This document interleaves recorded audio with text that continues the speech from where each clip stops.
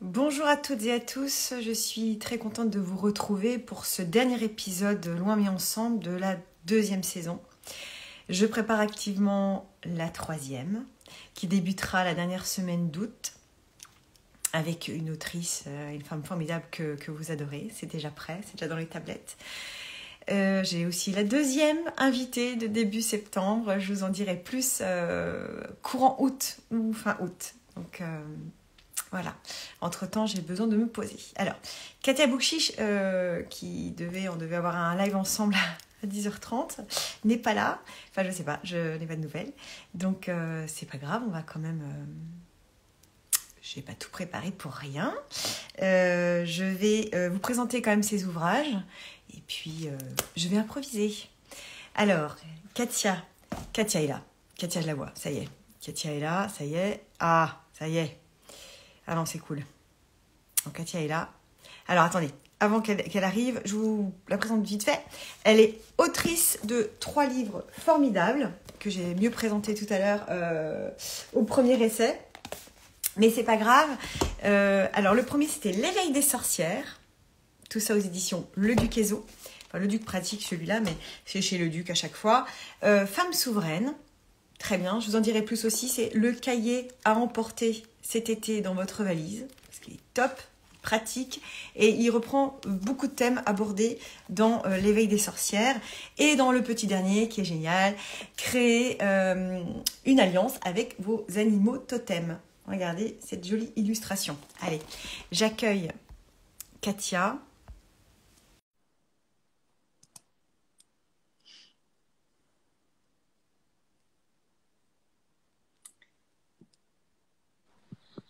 La voilà. Coucou. Ça va? Oui, ça va très bien. J'étais un petit peu en retard. Petite problème de dernière minute, mais je suis là. Ça y est, te voilà, toute belle. Bien. Voilà. Alors, j'étais en train de présenter tes livres. J'ai pas fini de te présenter, j'ai mieux géré le démarrage de l'autre, mais je disais aussi que donc, tu es psychothérapeute, tu es aussi guérisseuse et femme médecine, initiée aux traditions chamaniques amérindiennes et amazoniennes. Rien que ça. Et tu es aussi créative, tu as créé ta propre école. Et ça, tu veux nous en dire un peu plus. Alors, les 2 thèmes de cette fois, de notre live ensemble, c'est ton dernier ouvrage, Créer une alliance avec nos animaux totems, et puis ton école, parce que je voudrais en savoir un peu plus personnellement sur ton école.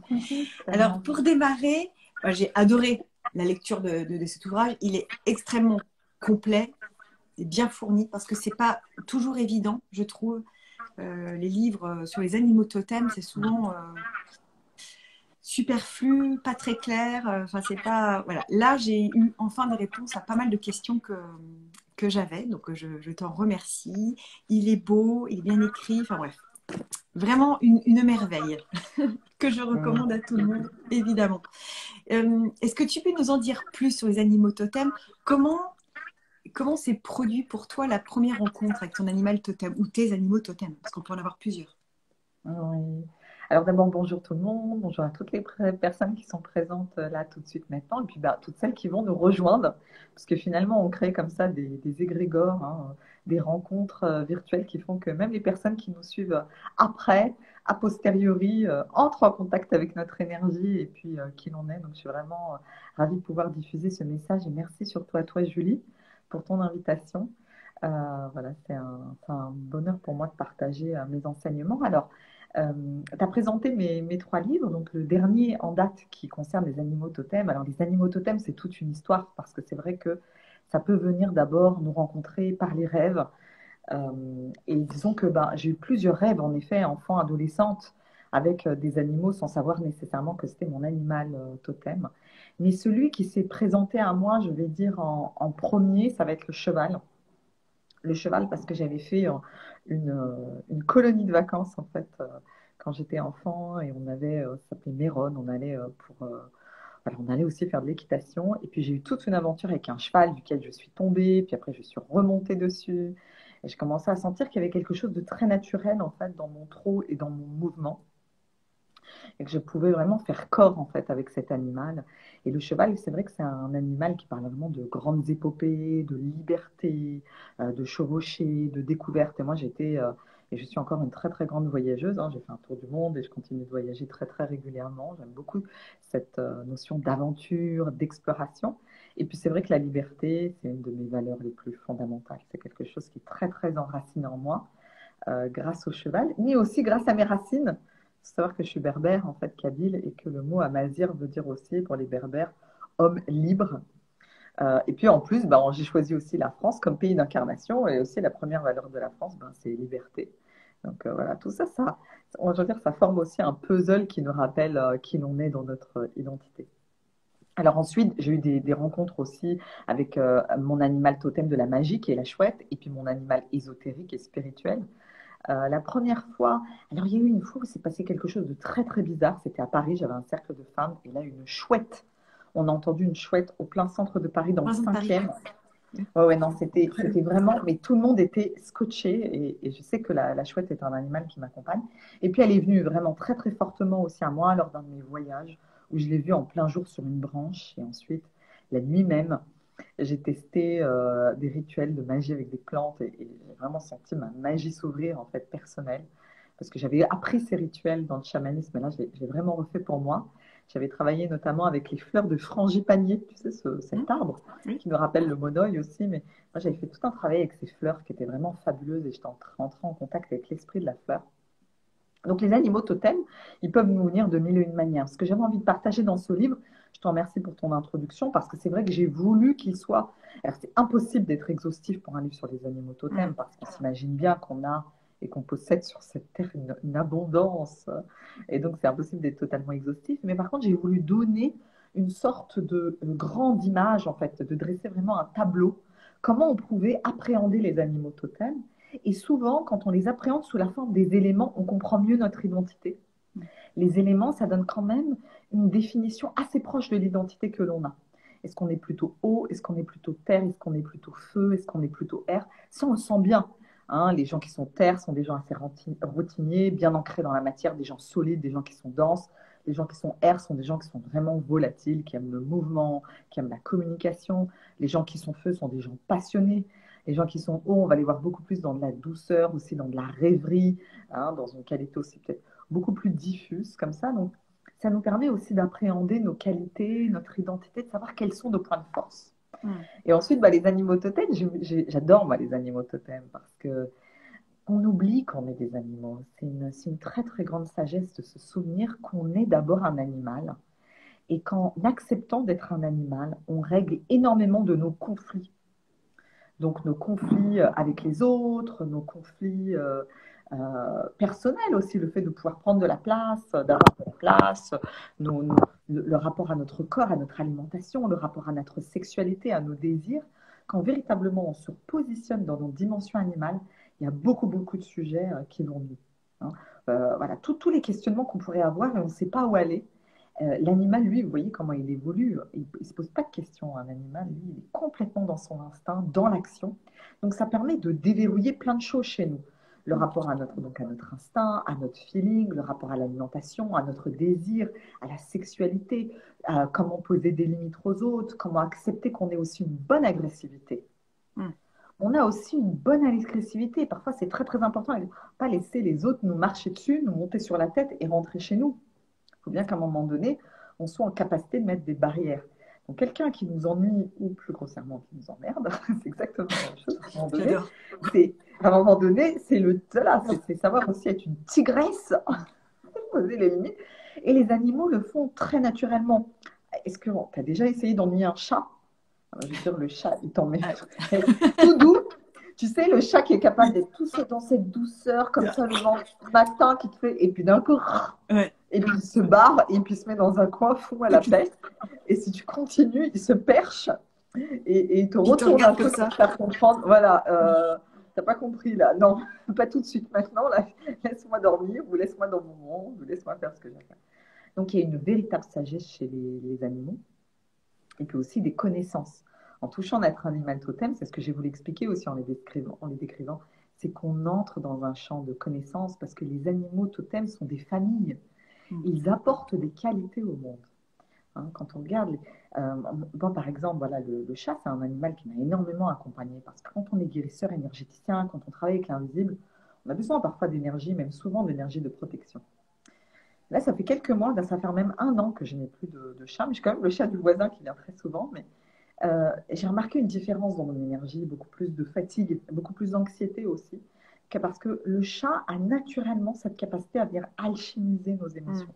Mm. Donc, c'est très important pour nous d'observer comment, grâce aux animaux aussi, on a un équilibre. Alors, par contre, ici, j'ai beaucoup plus d'oiseaux que là où j'étais avant. Donc là, par contre, c'est vraiment ma dimension de messagère qui commence à prendre une toute autre forme, parce que les oiseaux sont véritablement les messagers des dieux. Et donc, c'est important de comprendre ce qu'apportent les animaux quand on observe un éléphant. Cette fabuleuse stature de l'éléphant, la mémoire, les éléphants sont la mémoire de la terre. On voit bien qu'il y a une sagesse chez les éléphants. Il n'y a aucune agressivité gratuite chez un éléphant. J'ai Ouais. observé dans la jungle, les éléphants, ils avancent vraiment tout doucement. Ils ont aussi un énorme respect pour leurs anciens, énormément de respect et de tendresse pour les petits.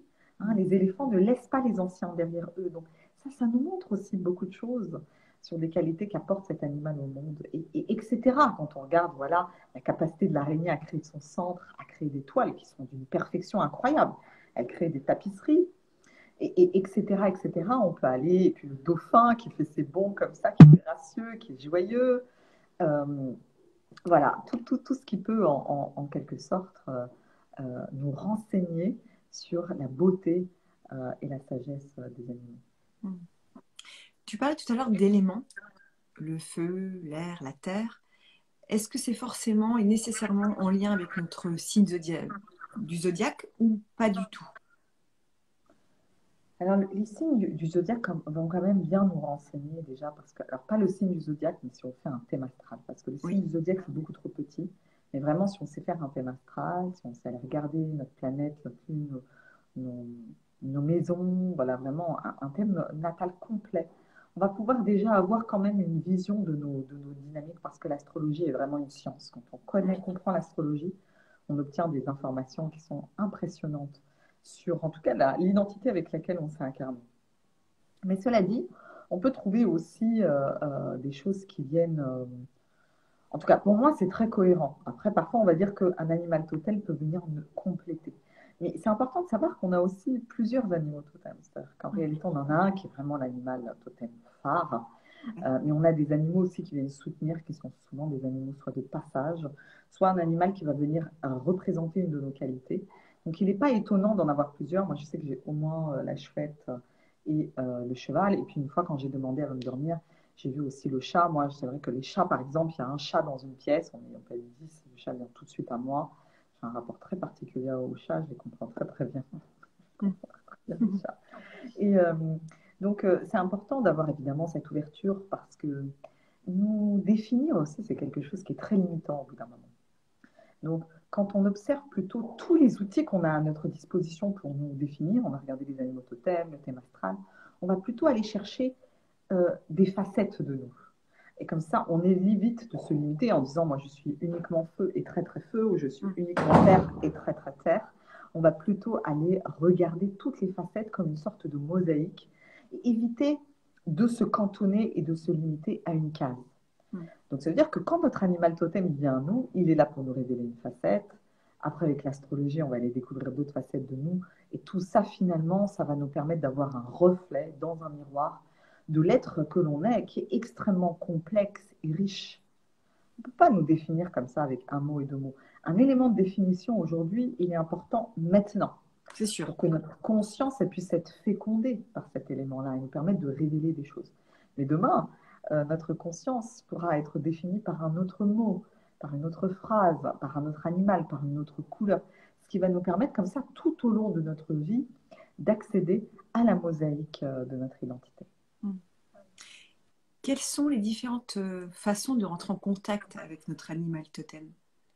Il y a le rêve, mais quelles sont pour toi les différentes manières de rentrer en contact avec... Alors, la manière la plus traditionnelle, c'est ce qu'on appelle la quête de vision. Je donne un exercice pour le faire. Donc, la quête de vision, c'est un moment où on va se poser quelques jours dans la nature, faire une sorte de camping, hein, mais on peut aussi très bien, même si ce n'est pas du camping, On pourrait très bien être dans une cabane. Voilà.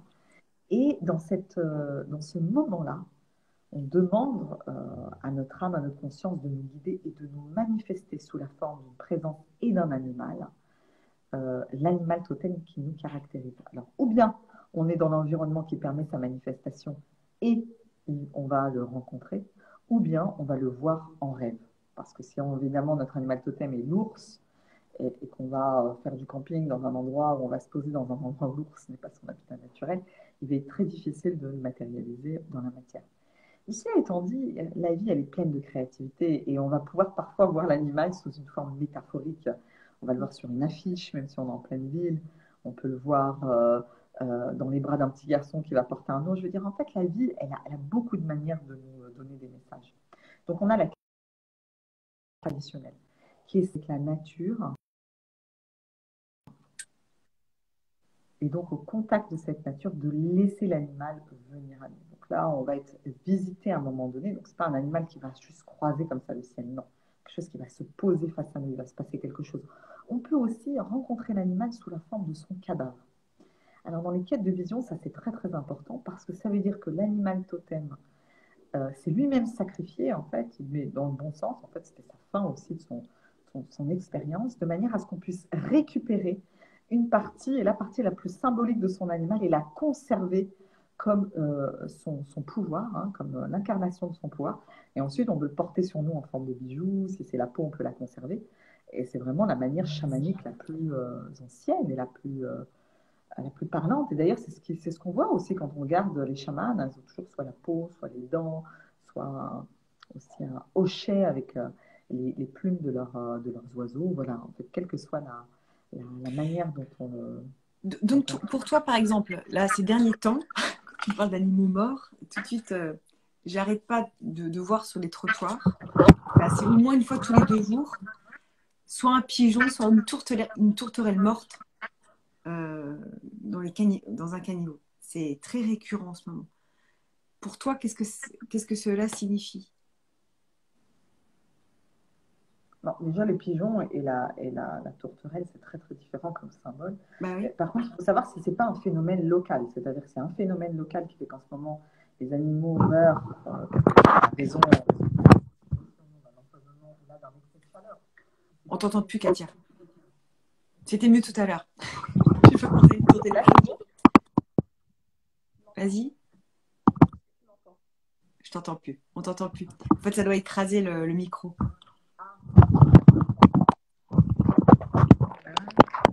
Ah, c'est mieux. C'est mieux?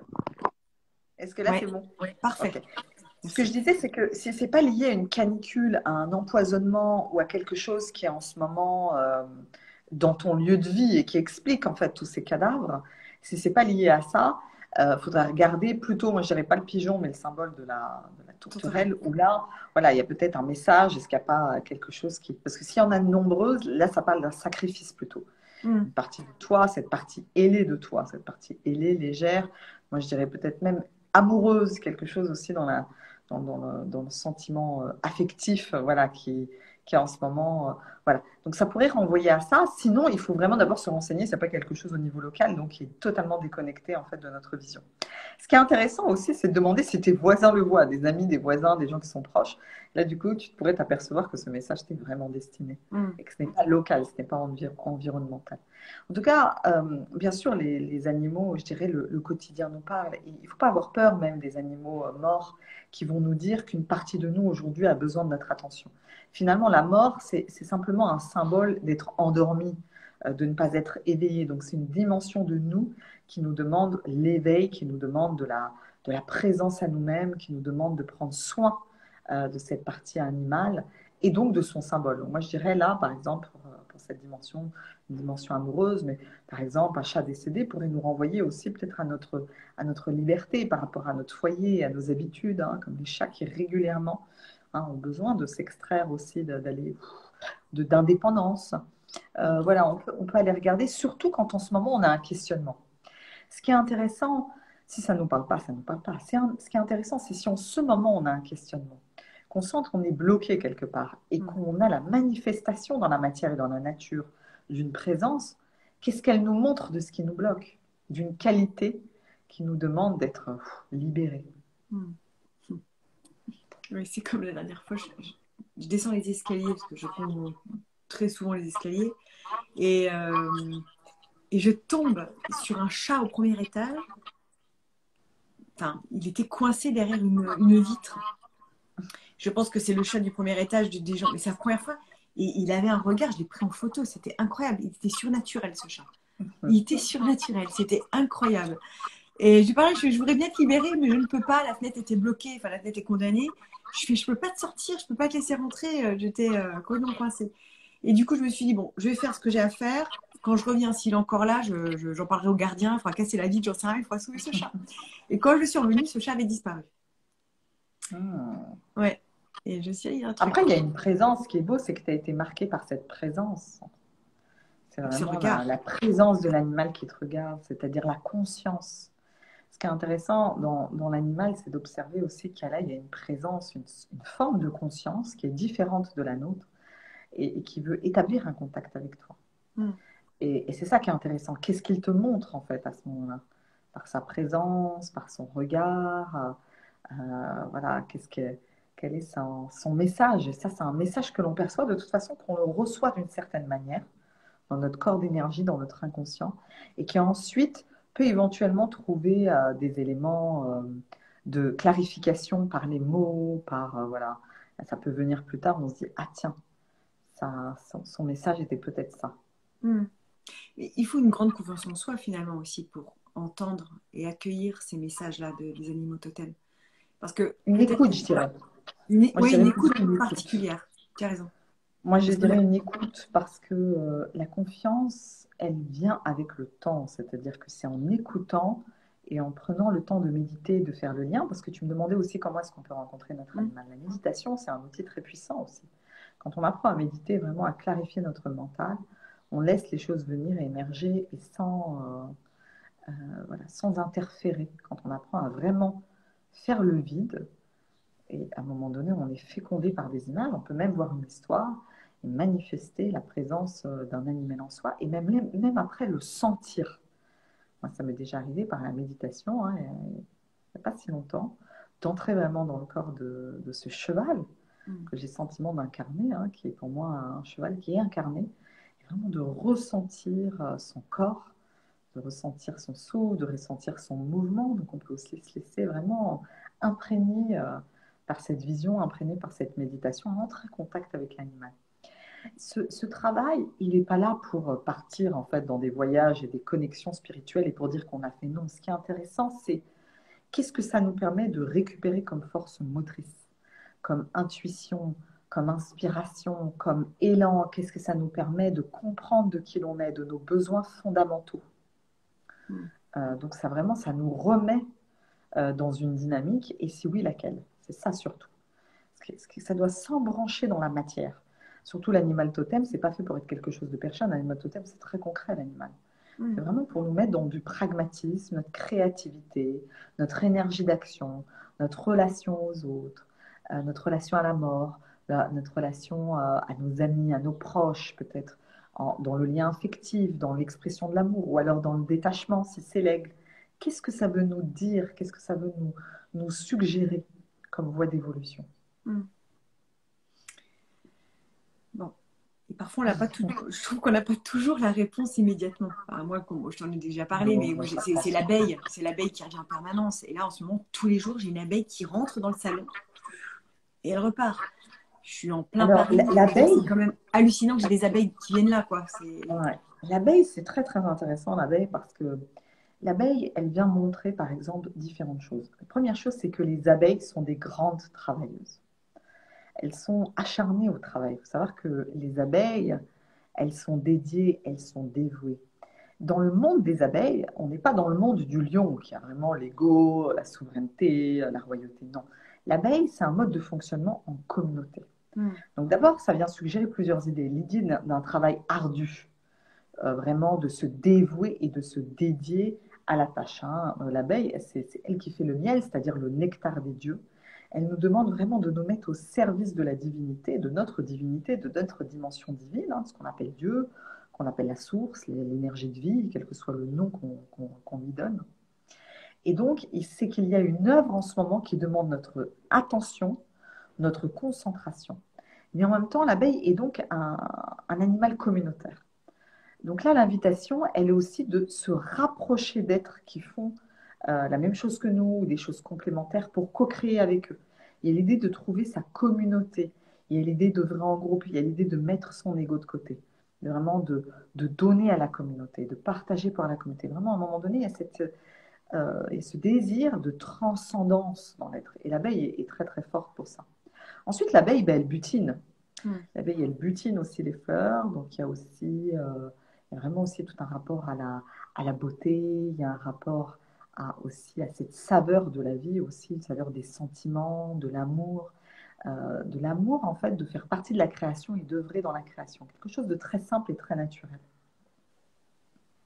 Est-ce que parfois, j'ai eu le sentiment ces derniers temps d'être en contact avec des personnes et de sentir leur animal total, comme si ils étaient capables d'incarner un animal et je sentais leur animal. Je sais pas comment. Super, dans génial. leur attitude et Complètement. là, quand tu as parlé de lion, je pense que j'ai eu récemment une discussion avec quelqu'un qui m'apparaissait comme un lion. Mais c'est quand on a parlé, tu as dit lion, je dis oui, cette personne, c'était un lion en fait. C'est un lion à ce moment-là. C'est que ta conscience aujourd'hui, ta conscience, elle s'expanse. Et donc, aussi avec le fait d'avoir lu mon livre et aussi certainement ta sensibilité naturelle, aussi ta conscience aussi animale, certainement. Tous tes éléments font que maintenant, tu reçois les informations sans même les demander. Et bien sûr que moi, je vois les animaux chez les gens. Parfois, c'est tellement évident. C'est impressionnant, quoi. Donc moi, ça m'arrive très, très, très souvent de voir les animaux se manifester dans les attitudes et parfois aussi juste dans les activités des gens.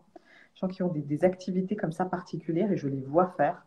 Et je me dis, ah tiens, lui ou elle, c'est ça, quoi. Et c'est vrai que c'est naturel parce que c'est le corps qui parle. Notre dimension animale, c'est notre corps qui parle. Ce sont nos os, nos muscles, notre souffle, notre énergie d'action, notre manière d'écouter, d'observer, notre manière d'être en lien ou pas. Et l'animal totem donne, voilà, l'animal totem finalement, il émerge de tout ça, c'est une évidence. Mais justement, quand on se trouve face à un animal comme ça, impressionnant, ou par exemple, quelqu'un pourrait sentir aussi, tiens, j'ai l'impression que c'est une araignée que j'ai en face de moi, et je suis pas fan des araignées, j'en sais rien, par exemple. Comment se comporter en face à un animal comme ça, impressionnant, ou qui nous dérange, et avec lequel on se retrouve peut-être tout petit ou toute petite, et on ne sait pas comment réagir. Qu'est-ce que tu me Alors conseilles? l'animal dans la vraie vie ou l'animal qui s'imprime sur le visage de quelqu'un? Qui s'imprime dans son énergie, en tous les cas. Pas sur le visage, mais dans son énergie, dans son attitude, en général. C'est en comprendre, demander à comprendre et à voir la beauté. Qu'est-ce que partage cet animal? Qu'est-ce qu'il vient partager au monde? Qu'est-ce qu'il vient donner au monde? En quoi il est important pour l'écosystème? Quelle est sa beauté? Quelle est sa singularité? Qu'est-ce qui fait qu'il est unique? Qu'est-ce qui vient donner? Qu'est-ce qui vient me montrer? Et en fait, c'est une forme de révélation quand on prend D'ailleurs, c'est la même chose pour les humains. Quand on comprend ce que les êtres donnent au monde d'exceptionnel, on comprend beaucoup plus pourquoi ils ont des choses un peu bizarres dans leur comportement. Parce que nos bizarreries et les bizarreries des animaux, mais aussi de nous-mêmes, hein, voire même du monde végétal, expliquent aussi ce qu'on vient apporter de différent. Ça explique notre différence, ça explique en quoi du coup on devient essentiel. Donc il faut demander à ouvrir l'espace du cœur et le troisième œil à la vision de la beauté. Voir la beauté, voir plus loin, voir derrière les apparences, voir derrière les bizarreries. Mm. Mm. Est-ce que d'une certaine manière aussi, c'est des questions qui me viennent au fur et à mesure, est-ce que ce lion, d'une certaine manière, est là pour protéger peut-être un animal plus sensible ou plus vulnérable derrière? Alors oui, ça peut. Par Tu vois exemple, ce un que je veux dire? félin peut très bien cacher un petit chat. Ouais, ouais. On a toujours les deux quand on est félin.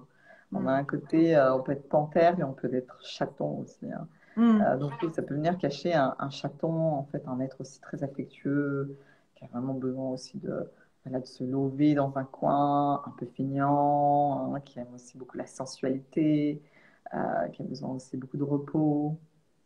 Mm. Oui, ça peut montrer aussi faut aller regarder en fait, oui, ce que ça peut cacher. Et c'est en fait toucher la vulnérabilité de l'autre, en fait, son point le plus sensible.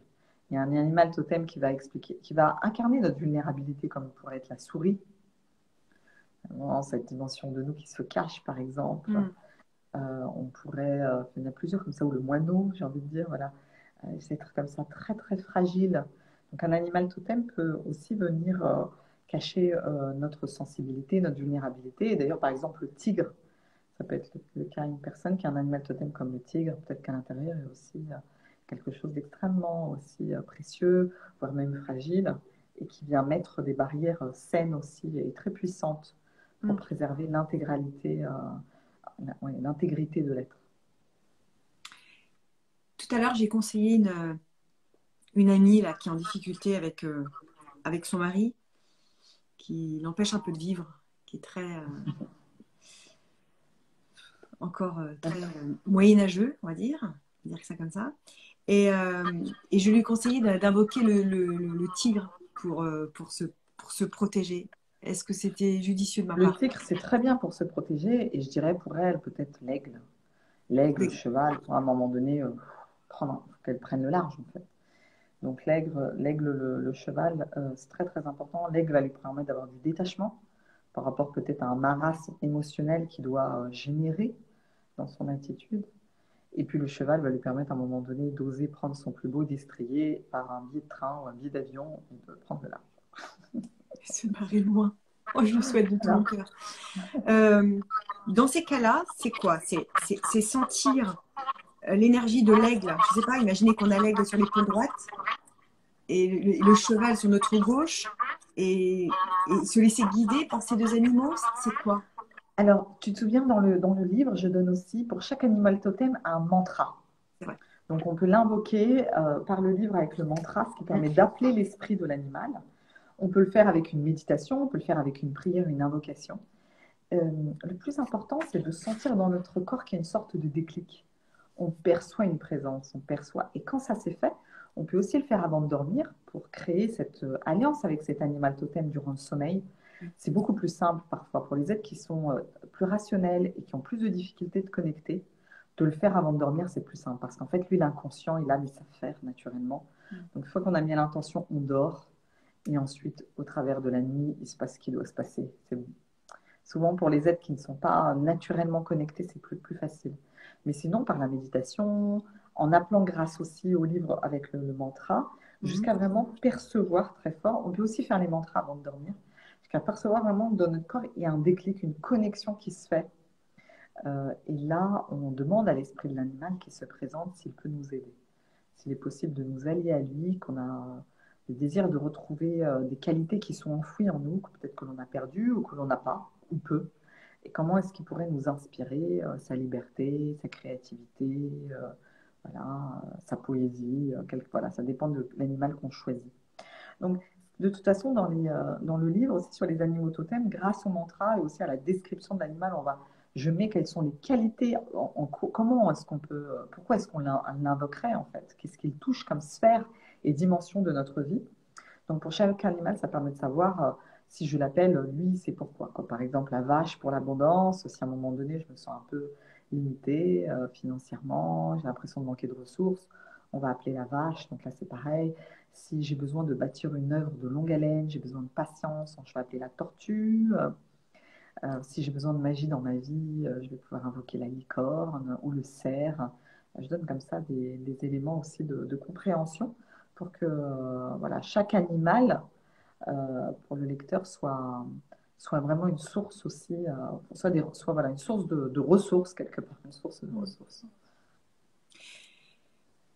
Je notais par rapport au grand amour, etc. Si on parle d'amour, il y a la Oui, perdrix, c'est ça. Il y a la perdrix, oui, le la cygne perdrix, et le oui. troisième, l'oie.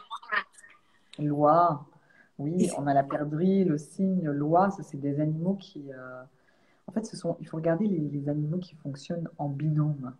Le lapin aussi, par exemple, il faut savoir qu'un lapin, les lapins sont beaucoup mieux en couple. Euh, et puis le lapin aussi qui va parler beaucoup et du couple et de la sexualité. Mais sinon, la perdrix va énormément apporter de chance en amour. Le cygne Elle apporte cette dimension de la grâce et de la beauté dans la relation et dans le fait de se relier aux autres. On peut aussi, par exemple, quand on a besoin de chance, invoquer la coccinelle. J'ai déjà testé, ça fonctionne très bien. Quel que soit le domaine, vraiment, on a envie de se sentir qu'on est béni des dieux, comme à la coccinelle. On demande vraiment sa bénédiction. Et ça fonctionne très, Attends, très je bien te coupe aussi. 2 minutes, excuse-moi. Quand tu dis j'invoque, c'est-à-dire que tu répètes mentalement le mantra autour de la coccinelle en la Voilà. visualisant, c'est ça? Oui, Concrètement. alors, en fait, moi, ce que je fais, c'est que si tu veux, moi, aujourd'hui, Oui. ça vient Pardon, directement. excuse-moi. Parce que Voilà. t'es là. Oui. Non, Pour nous, non, simples non, non, mais c'est pour mortels. dire qu'en fait, c'est difficile pour moi de redire ce que je fais parce qu'aujourd'hui, je ne fais plus ça. En fait, je partage dans mon livre ce par quoi je suis passée, mais c'est plus mes pratiques actuelles parce que Mon c'est doute. vrai qu'un animal cotec, maintenant, quand j'entre en contact pour le connecter, je fais le vide et en fait, je reperçois son énergie extrêmement rapidement. Parce que ça, c'est l'apprentissage et c'est l'entraînement. Mais par contre, il suffit de prendre le temps. Il faut d'abord prendre le temps, comme une méditation, de se poser, de se mettre dans un espace sans bruit, sans perturbation, de respirer. Par la respiration, de faire le vide. Il faut pouvoir mettre de côté nos préoccupations de la journée, nos pensées, tout ce qui nous trouble. Hein, c'est ça aussi. Pour pouvoir connecter, il faut pouvoir pousser les murs de l'ego, des préoccupations quotidiennes. Ensuite, par cette respiration et juste cette attention, par notre intention, on va demander à entrer en contact avec tel animal. Hmm. Et ensuite, par des sensations, parce qu'il y a des gens qui sont visuels, mais il y a des gens qui sont plutôt kinesthésiques, par des Hmm. sensations kinesthésiques, par des mots, des perceptions, on va sentir en fait l'animal se manifester au fur et à mesure dans notre méditation. Pour s'aider, on peut s'aider évidemment donc du mantra, et j'ai mis un mantra pour chacun des animaux totems, ce qui permet en fait, le verbe est une sorte d'invocation, ce qui permet de plus en plus d'entrer en contact avec l'animal et de nourrir en fait cette connexion. Hmm. Très bien. Je vois bien. Ça me parle beaucoup plus. Mais, Oui, mais parce que je les sens ce que mots, tu me dis. C'est-à-dire que quand tu me dis, bien sûr, tac, je fais le vide, je me mets en contact, pam, pam, pam. voilà. Mais c'est quoi après? Tu te sens, tu la sens à l'intérieur de toi, cette bête? Ou elle est Alors, il y plutôt a à des côté gens de qui toi vont la aujourd'hui? C'est comment? visualiser. Ouais. Il y a des gens qui sont plutôt visuels. Donc, ils vont voir une espèce de film se dérouler devant leurs yeux Hmm. qui va ressembler à une sorte de voyage, une Ok. sorte de scénario. Il y a des gens qui vont avoir plutôt des perceptions dans le corps, d'ouverture, de respiration, de mouvement, d'envie de se mettre en mouvement, parfois même de danser, de bouger, de respirer. Il y a des personnes qui vont plutôt avoir des mots qui vont leur venir, des mots ou des odeurs. Et tout ça, au bout d'un moment, va donner un message. Mais il faut pas avoir peur que ça ne fonctionne pas. C'est-à-dire que ça devient très vite clair au fur et à mesure qu'on s'exerce. C'est un peu comme la marche, le vélo, la natation. Au fur et à mesure qu'on s'exerce, c'est comme quand on va pour une randonnée. Le plus difficile, c'est le début.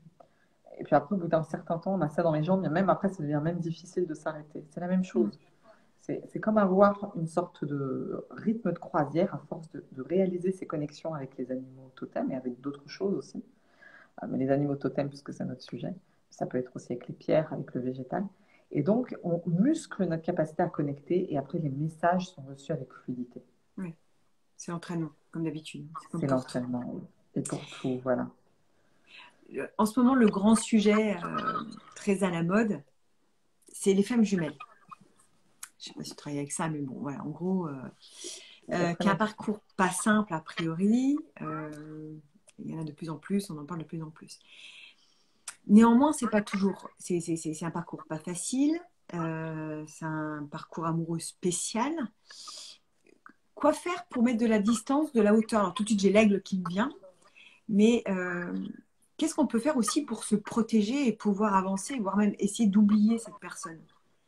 Parce que c'est pas toujours évident et Alors, en c'est fait, que ce soit compliqué, quoi. les flammes jumelles ou les animaux ou les âmes sœurs, Ouais. d'abord, il faut comprendre qu'il y a énormément d'illusions sur ces concepts. Hmm. Et donc, il y a une réalité qui est qu'en tant qu'âme, on fait des contrats avec des êtres avant notre incarnation. Et ces contrats sont des contrats, c'est comme un contrat qu'on fait dans la vraie vie hein, avec notre employeur ou un contrat qu'on ferait avec un comédien et qui va venir jouer une pièce de théâtre. En fait. C'est exactement la même chose. On fait un Hmm. contrat, on se donne des rôles. Ces contrats, on le fait avec énormément de personnes. D'abord, les premières personnes avec qui on signe ces contrats, c'est nos parents. Ouais. Donc, on se donne des rôles d'être l'enfant, d'être les parents, et qu'est-ce qu'on va se faire vivre pour notre évolution et puis pour aussi vivre une expérience. C'est comme si on choisissait des partenaires de jeu. C'est un peu comme, tu sais, ces escape rooms dans lesquels on se met. Mm. Et c'est comme si avant d'entrer dans une escape room ou un Cluedo, on disait, tiens, toi, tu vas être Mademoiselle Rose, toi, un Mr. Intel. Et donc, on définit ça. Et une fois qu'on est sur la scène, qui est la planète Terre, on vit l'expérience de ce qu'on a défini. Donc, on a défini des rôles, mais c'est pas parce qu'on a défini des rôles et des contrats qu'une fois qu'on va être dans la pièce, tout le monde va suivre son contrat. Après, il y a la créativité. Mm. Il y a la créativité, parce qu'après, qu'est-ce qui se passe? C'est que dans situation sur Terre et dans le jeu, comme dans le théâtre, tous les acteurs, à un moment donné, même quand ils suivent leur scénario, ou leur script, tous les acteurs, tous les comédiens, tous les hommes de théâtre, mais tous les jours aussi dans la vie, on change le script. On a prévu quelque chose, tiens, j'ai envie d'aller faire avec mon chéri du shopping. Finalement, on arrive, on se rend compte qu'on n'a pas envie, on a mal au pied, on va au cinéma. On change le script. On fait ça en permanence. Donc, ces êtres avec lesquels on a signé des contrats, ça concerne tout le monde. Les membres de notre famille, nos meilleurs amis, des partenaires professionnels, des gens, je parle vraiment des gens qui sont importants, qui vont nous marquer, pas la personne qu'on rencontre à l'arrêt de bus et avec laquelle on va échanger 3 mots, on s'entend. Dans nos vies affectives, évidemment, il y a des êtres avec lesquels on a signé des contrats, notamment des contrats pour avoir des enfants ensemble ou créer des choses ensemble. Donc, c'est important de savoir que ça concerne ces relations d'âme-sœur ou d'âme-jumelle, qui est simplement une notion pour nous dire qu'il y a des êtres dans notre vie qui nous donnent des expériences que l'on a choisies au niveau de notre âme et de notre conscience. Ces êtres, souvent, vont venir mobiliser chez nous nos mémoires, c'est-à-dire que ça va nous remettre dans des postures difficiles parce que ça réactive des traumatismes, des chocs, des douleurs, des mémoires au niveau même de notre âme. C'est bien au-delà même que notre incarnation, souvent même au niveau de notre âme. Mais c'est pas parce qu'on a fait des contrats d'âme, sœurs, de flammes jumelles, qu'on va vivre une relation affective. D'ailleurs, souvent, c'est l'inverse. Parce qu'aujourd'hui, on est dans un espace-temps où on est en train de rompre les contrats et tout ce qu'on a défini avant de venir et qui ne nous correspond plus. On se libère. Il faut savoir qu'à l'échelle de la planète, depuis un certain nombre d'années, on vit un bouleversement qui est énorme. Ça, tout le monde le reconnaît. On n'a pas besoin d'être spirituel pour le reconnaître. Que le coronavirus est quelque part a été peut-être en fait sa manifestation dans la matière au niveau mondial, mais qu'aujourd'hui, les énergies d'évolution sont extrêmement importantes pour nous permettre d'avoir cet éveil de conscience. Et donc cet éveil de conscience est là pour nous rappeler nos contrats d'âme, pour nous rappeler que les êtres que l'on rencontre viennent nous révéler des choses de nous-mêmes, aussi bien des choses douloureuses que des très grandes beautés. Et quand on comprend ce qu'ils nous révèlent, on peut ensuite leur dire au revoir et merci. Mais il n'y a pas de manifestation affective systématique. Donc il ne faut pas que les contrats que l'on ait signés, qui sont des contrats d'âme avec des âmes sœurs ou des flammes jumelles, parce qu'au final c'est la même chose, nous fassent nourrir en fait des illusions et nous bloquent dans nos vies affectives et dans notre évolution. On peut aussi totalement supprimer ces contrats. Alors comment est-ce qu'on supprime ces contrats? On va faire un protocole de révocation. On va révoquer les contrats que l'on a faits. Donc, il y a par exemple tout un processus qui s'appelle les bonhommes allumettes. On trouve des vidéos super bien faites sur YouTube. Donc, les bonhommes allumettes, on tape bonhomme allumette, il y a tout un protocole. Et ensuite, on imagine la personne en face de soi et on révoque les contrats. Moi, je l'ai fait plein de fois, j'en fais régulièrement quand je sais qu'il y a des choses avec des êtres qui ne sont pas alignés. Parce que, et même ça n'a rien à voir avec eux, c'est vraiment une relation entre nous-mêmes et nous-mêmes. Parfois, on s'est engagé à faire des choses depuis un autre espace-temps, puis une fois qu'on arrive sur Terre, en fait, c'est lourdingue. On n'a plus envie de faire ça. Et si, parce qu'il faut aussi que notre conscience soit d'accord. Si notre conscience est d'accord, c'est-à-dire que si ce n'est pas essentiel pour nous, ça bouge. Si par contre ça se représente plusieurs fois, c'est qu'on a quelque chose à vivre et à comprendre dans la matière et qu'on ne peut pas comme ça passer à côté de cette expérience. On doit vivre l'expérience. Donc on a toujours un libre arbitre. Oui. On a toujours un libre arbitre. On peut décider de ne pas suivre ce qu'on a créé ou ce que notre âme et notre conscience a créé pour nous. Par contre, ça peut être à nos risques et périls parce qu'il faut savoir que quand même cette dimension de nous plus haute que nous, c'est elle doit où ça va nous emmener. Mais dans des situations, on peut libérer ce que les gens appellent des karmas, que moi je dirais plutôt des contrats ou des mémoires, Mm. parce que le karma est une notion de culpabilité que moi je n'affectionne pas, Oui. que je trouve trop lourde et qui pour moi d'ailleurs est une erreur aujourd'hui. Mais simplement en révoquant, en décidant de couper ça, de couper les liens toxiques, couper les liens qui nous emprisonnent, les choses se libèrent. D'accord. Alors, ça ne veut pas dire que c'est facile, parce que surtout quand on nourrit des idées obsédantes, par exemple, ça prend du temps de s'en sortir, mais c'est faisable, c'est même largement faisable. Oui. Il faut simplement bien se rappeler qu'on est des êtres de libre arbitre et qu'on a créé des contrats, même avec nos parents, même avec nos frères et sœurs, avec certains amis, et qu'on est libre d'en prendre de la distance. Alors, qui va nous aider sur les animaux? Donc là, contrairement à ce qu'on pense, ça va être la chauve-souris. La Ok. chauve-souris va faire un travail de l'ombre. Il faut lui faire un travail de l'ombre parce qu'en fait, là, la distance ne peut pas fonctionner tout de suite. Mm. Moi, je demanderais à la chauve-souris d'aller dans les recoins les plus sombres, c'est-à-dire dans des espaces que je ne vois pas, pour faire ce travail. On peut aussi demander à l'araignée, parce que l'araignée, elle sait les liens qui sont tissés aux autres. Elle sait ces liens, en fait, on est tissé, Mm. on est en lien, hein, on a des fils qui nous relient aux autres, elle va savoir lesquels couper. Donc l'araignée peut être utile. Déjà, c'est bien. Puis après, on peut travailler avec le phénix, hein, si on a vraiment besoin vraiment de faire brûler, en fait, complètement une relation. Le phénix pour nous aider voilà, à calciner, quoi. Ouais. Et à se C'est protéger plutôt de certains radical. cas. Parce que des fois, c'est. Voilà, oui, voilà, on peut faire, si vous voulez, si c'est vraiment très karmique, son impression, enfin, karmique, je veux dire, son impression que c'est très lourd comme relation, le phénix va vraiment permettre vraiment de la brûler jusqu'aux racines, quoi. Vraiment Mm. mais par contre, évidemment, ça ne veut pas dire qu'on ne fait pas de travail. Il y a toujours des émotions dans notre humanité. On est des êtres humains, on est là pour vivre des expériences aussi émotionnelles. Mais par contre, la conscience nous aide à les relativiser. Ouais. De nous dire qu'on évolue grâce à elle, ça nous permet quelque part de temporiser, de relativiser, de mettre de la compréhension, de mettre de la douceur aussi, d'accepter l'espace-temps, d'accepter le recul et le détachement, et puis de nous redonner de la liberté. Ce qu'on a envie aussi, c'est de nous redonner de la liberté. En ce moment, il y a un énorme mouvement de libération qui se produit et on se libère surtout beaucoup de notre instinct de survie. Alors, pas dans sa dimension importante et essentielle, qui est Mm. que quand je sors dans la rue, j'ai besoin d'instinct de survie pour me faire écraser, pour ne pas me brûler, pour me noyer, m'agripper à la branche, ça c'est important. Mm. Mais l'instinct de survie qui me fait croire que je suis un esclave, esclave d'un système, esclave d'un travail, esclave d'une relation, esclave d'un mode de fonctionnement, esclave d'une habitude ou d'une addiction aussi. Hein. Ces animaux totems peuvent nous aider beaucoup aussi avec nos addictions pour qu'on puisse retourner à notre nature véritable. Et dans ce cas-là, la libération, elle est importante. On vit d'énormes libérations en ce moment. Quelqu'un qui veut, par exemple, justement, l'addiction, quelqu'un qui veut se libérer de la drogue ou de la cigarette, tu utiliserais, toi, tu demanderais de l'aide auprès de quel Bon, animal? d'abord, je ferai un grand travail parce que là, c'est une question. Autant pour les autres, ça crée des ouvertures, mais les addictions, il faudrait faire d'abord un énorme travail sur le premier chakra. Donc, ça, c'est un travail que moi j'ai fait plusieurs fois Ouais.